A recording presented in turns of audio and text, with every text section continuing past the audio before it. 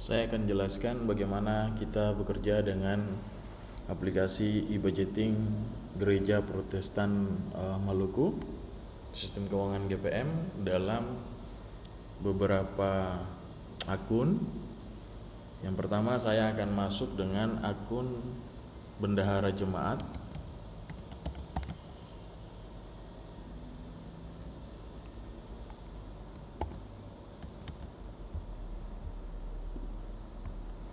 Ini contoh ya.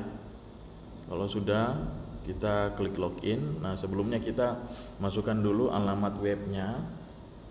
Setelah itu kita masuk login, masukkan username, masukkan password, kita klik login. Nah, nanti pada bagian ini Bapak Ibu bisa mengubah password Bapak Ibu. Masuk di bagian kanan atas, klik profile. Nah, di sini Bapak Ibu masukkan password pada enter text ini. Terserah passwordnya mau dikasih angka, huruf. Lalu kalau sudah, Bapak Ibu klik save. Nah, langkah yang pertama, kita mau melakukan proses pengentrian pada sisi transaksi pendapatan atau belanja di jemaat di Gereja Protestan Maluku. Nah, kita klik transaksi, kita klik pendapatan. Nah, di sini dashboardnya akan muncul. Kemudian nanti kita klik add atau tambahkan. Nah, di sini kita langsung memilih jenis mata anggaran. Lalu kemudian pada bagian nama ini kita langsung menulis konkret jenis pendapatannya itu apa. Langsung diketik konkret ya. Misalnya nanti di sini kita mengetik kolekta.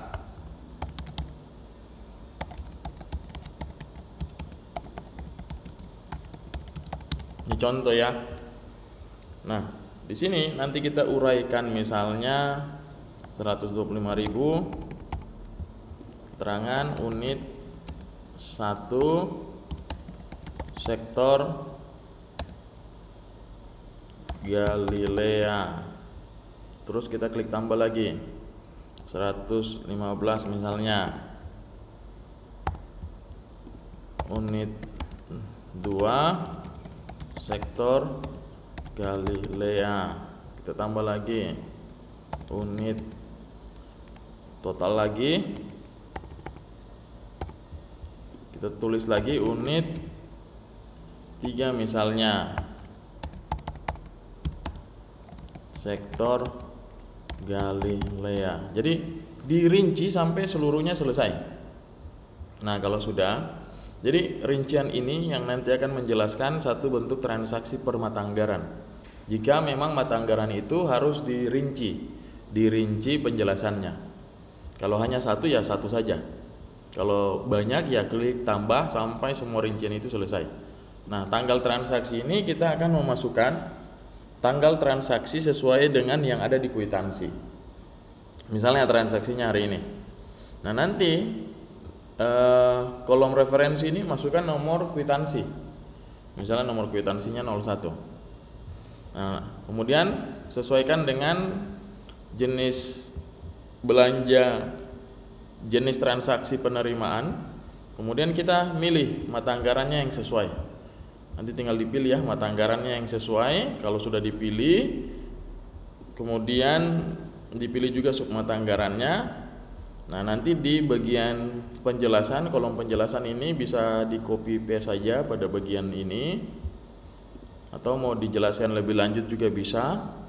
Nah, pada lampiran tanda terima ini diwajibkan harus memasukkan tanda terima yang resmi, yang tertanggung jawab, invoice-nya, kwitansinya.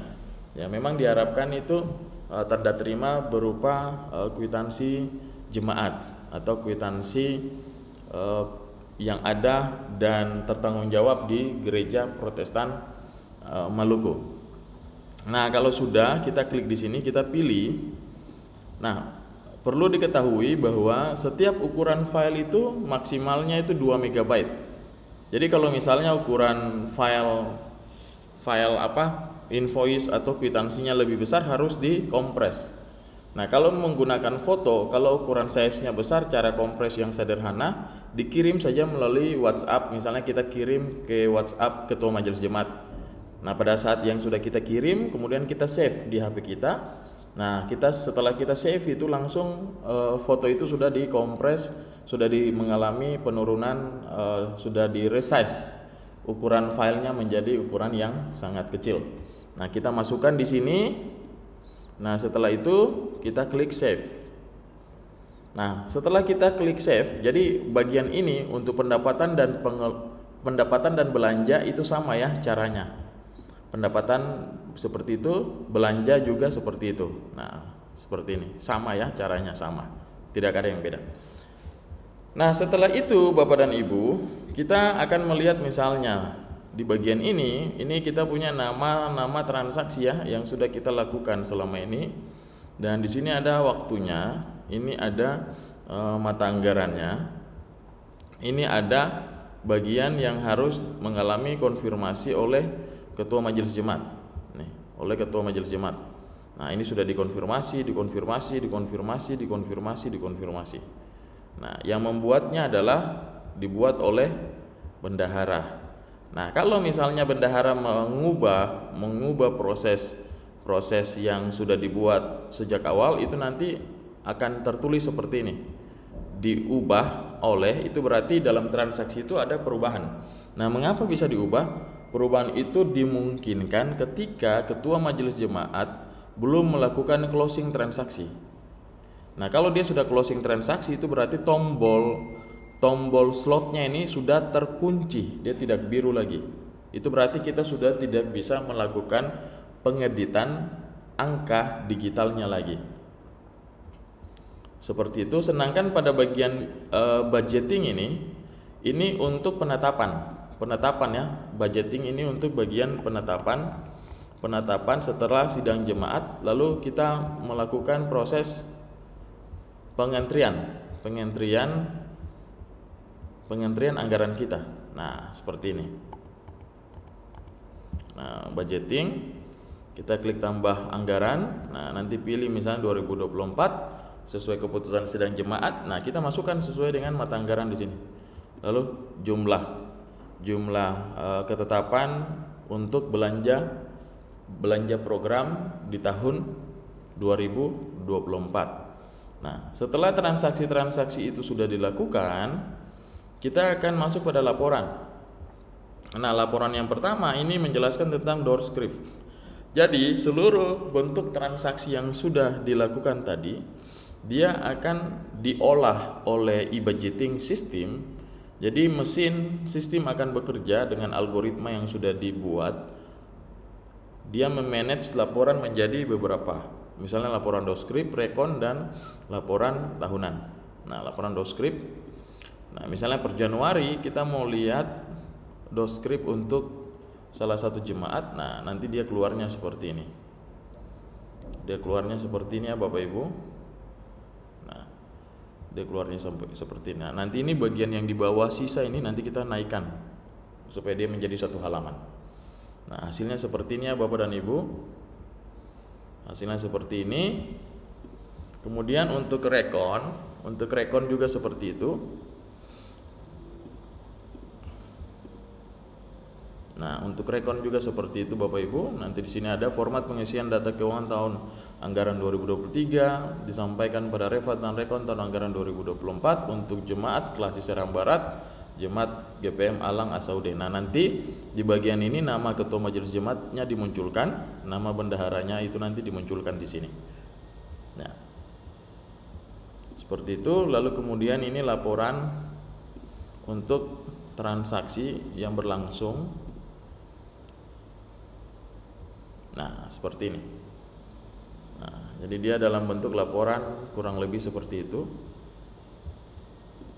Nah, jadi pada bagian laporan selanjutnya di sini kita bisa melakukan proses tracking. Nanti di jemaat bisa melakukan proses tracking misalnya dari pendapatan pendapatan, kita mau melacak pendapatan pada mata anggaran yang mana misalnya. Nah, kita mau melacak ini dari kapan sampai kapan. Misalnya kita mau melacak pada 2023 Januari sampai Desember 2023 gitu. Kita mau melacak ya. Nah, kemudian kita pilih jemaat kita. Nah, kemudian nanti kita klik print.